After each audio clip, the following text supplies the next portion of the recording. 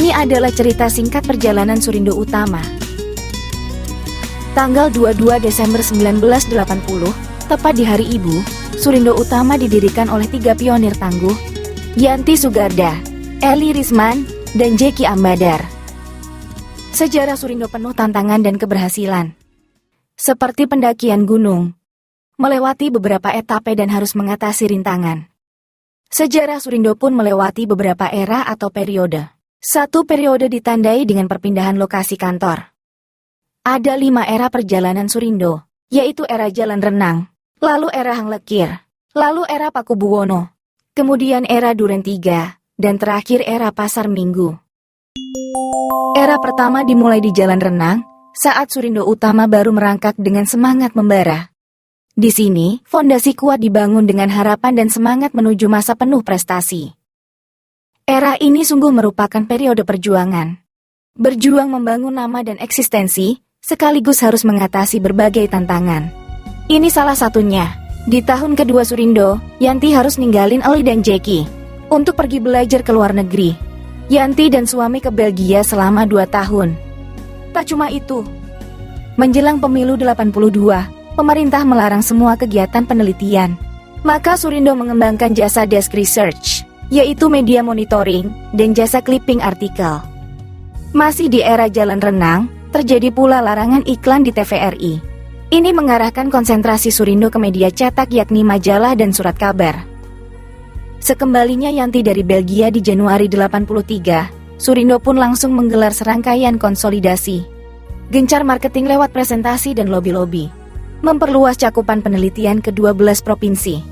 Dan di tahun 84, Surindo mengundang 2 konsultan Amerika, Tom dan Susan. Merekalah yang memperkenalkan teknik mall intercept dan produk movement study. Dengan dedikasi dan inovasi, era perjuangan 4 tahun pertama di Jalan Renang terlewati dengan baik. Surindo justru berkembang pesat. Kantor yang awalnya hanya 1 ruangan, sudah jadi 1 rumah. Karyawan yang semula cuma 3 orang, meningkat jadi 25 orang. Sebuah pencapaian yang luar biasa. Era Jalan Renang ini menjadi landasan kokoh bagi langkah berikutnya. Era Jalan Renang dari tahun 80 sampai 84. Era berikutnya adalah era Hang Lekir dari tahun 85 sampai 87. Ini merupakan periode penuh tantangan. Seperti menjelajah lereng gunung yang lebih tinggi, perusahaan menghadapi tantangan baru. Namun, tim Surindo tetap teguh, berinovasi, dan beradaptasi. Memperkuat pijakan untuk terus naik. Periode ini diawali perpisahan kedua, di mana Eli Risman harus menetap di Honolulu selama 2 tahun. 3 serangkai pun harus jadi 2 serangkai. Tapi di saat yang sama, periode ini ditandai banyaknya proyek pemerintah. Nama Surindo pun makin dikenal praktisi marketing. Di periode ini, penggunaan komputer di Indonesia makin berkembang. Surindo pun tak ketinggalan, mengadopsi komputerisasi untuk pengolahan data, termasuk operasional kantor lainnya. Di era Hang Lekir ini, eksistensi Surindo makin kokoh sebagai sebuah biro riset yang kompeten. Ultah kelima Surindo dirayakan dalam sebuah seminar bertema psikologi di tahun 85. Menghadirkan sejumlah tokoh besar sebagai pembicara, yaitu Insinyur Ciputra, Kristianto Wibisono, Dr. Astrid Susanto, RM Haji Wobowo, serta Dr. Saparinal Sadli. Seminar ini kemudian diikuti seminar-seminar lanjutan. Dan puncak rangkaian seminar itu ialah seminar dan pameran hasil survei Pulsa Remaja tahun 86. Ini merupakan momen bersejarah memperkokoh eksistensi dan kredibilitas Surindo Utama. Tidak tanggung-tanggung, 3 orang menteri hadir di seminar ini, yaitu Menko Kesra dengan pidato pembukaan, Mendikbud sebagai keynote speaker, dan Menpora dengan pidato penutupan. Era berikutnya adalah era Pakubuwono, dari tahun 88 sampai 90. Ini merupakan periode penuh kesempatan. Surindo siap meraih peluang yang terbuka luas. Buah dari prestasi, kerja keras dan semangat pantang menyerah di periode sebelumnya. Di era Pakubuwono, Surindo mengalami keberlanjutan pertumbuhan pesat. Surindo meluncurkan survei sindikated kedua, yaitu Urban Lifestyle tahun 88. Dari survei ini Surindo menghasilkan dan memperkenalkan segmentasi psikografi konsumen. Temuan ini merupakan sesuatu yang baru di kalangan praktisi marketing pada masa itu. Di era Pakubuwono ini, Surindo juga meluncurkan survei syndicated pulsa remaja yang kedua. Rangkaian survei syndicated sangat berdampak positif pada nama Surindo. Itu membuka peluang demi peluang. Di era Paku Buwono, karyawan Surindo sudah lebih dari 40 orang, belum termasuk tenaga part-timer. Sampai era Paku Buwono, prestasi Surindo sudah melayani 6 lembaga pemerintahan. Di antaranya BKKBN, Depkes, dan TVRI. Lalu 10 perusahaan perbankan, 38 periklanan, 19 media massa terutama Kompas Gramedia Group, selain Jawa Pos dan Media Indonesia, serta 140 produsen produk lainnya.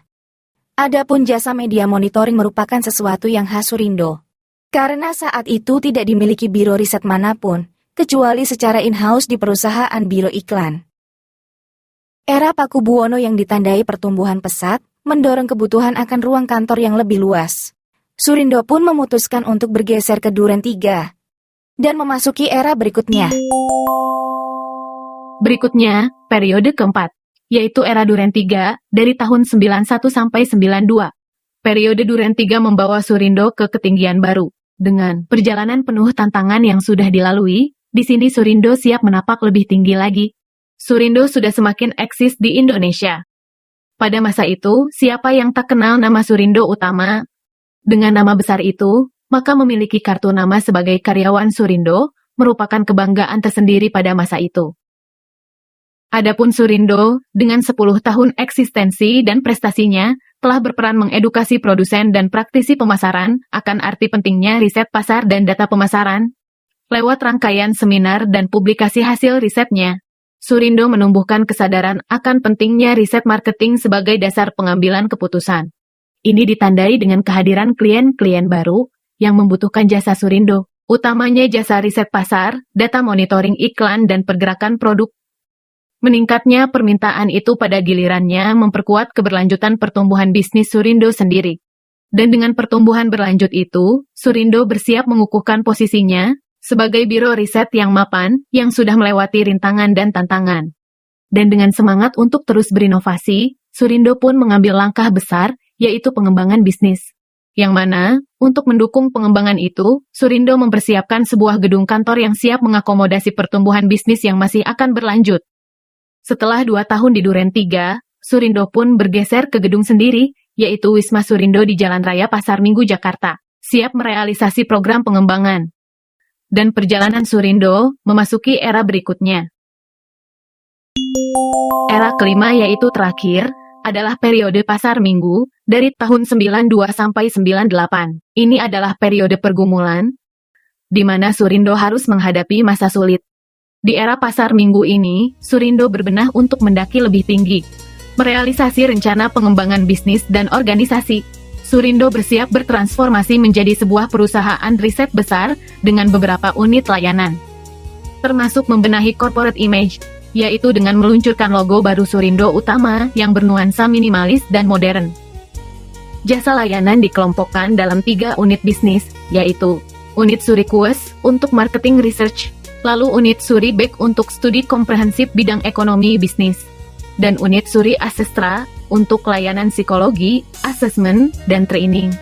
Adapun unit riset marketing yaitu Suriquest mencakup 3 divisi.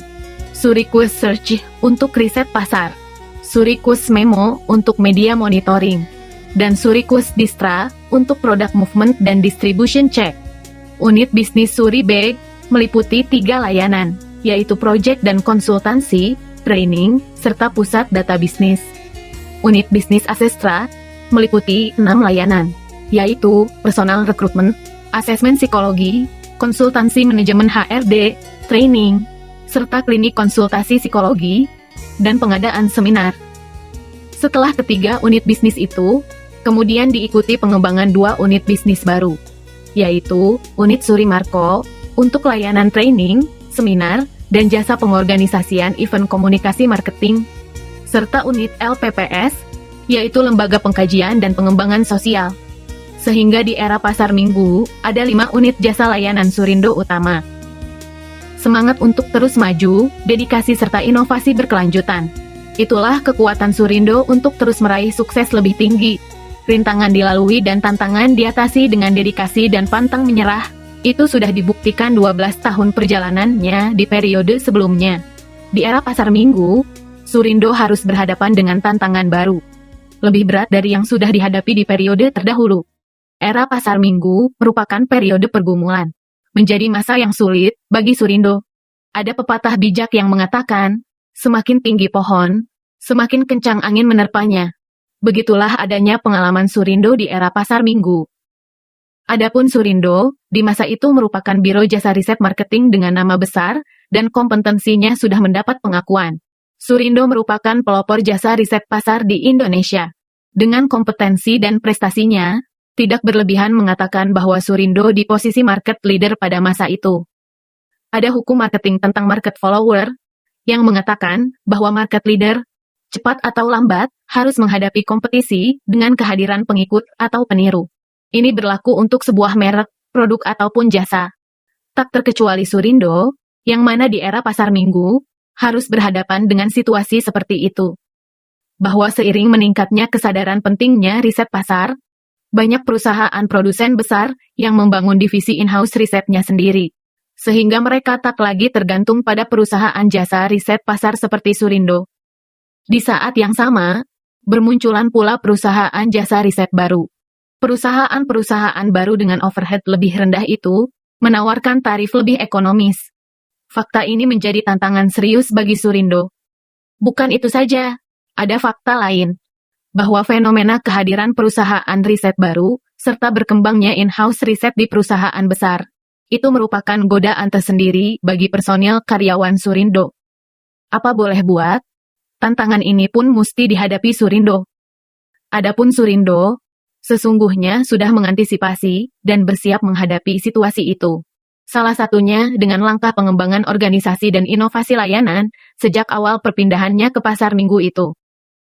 Satu upaya lain untuk mempertahankan eksistensi sebagai market leader yang mulai diusik oleh kehadiran pesaing itu ialah, di tahun 94, Surindo jalankan survei syndicated lifestyle di sejumlah kota besar.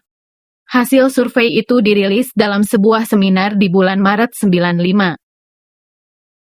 Di era pasar minggu, Surindo harus menghadapi fakta pertumbuhan bisnis yang melambat, yang tak lagi seperti periode-periode terdahulu. Diterpa rangkaian tantangan yang harus dihadapi itu, maka di akhir 94, Surindo terpaksa mengambil sebuah keputusan besar, yaitu bergabung dengan sebuah perusahaan multinasional, Panasonic Gobel.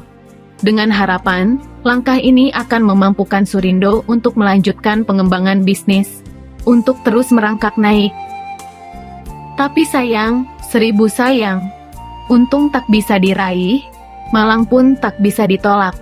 Langkah besar sudah pun diambil. Nyatanya rintangan belum jua terlewati. Sebab, tak lama kemudian, datanglah tantangan lain yang lebih berat. Situasi sulit yang harus dihadapi oleh semua bisnis, tak terkecuali Surindo Utama. Bahwa di pertengahan 96, Indonesia mulai dilanda krisis ekonomi. Pasar lesu. Dan krisis itu meningkat di 97. Kemudian diperburuk dengan pergolakan politik, yang puncaknya terjadi di April 98, di mana Soeharto harus lengser dari kursi presiden.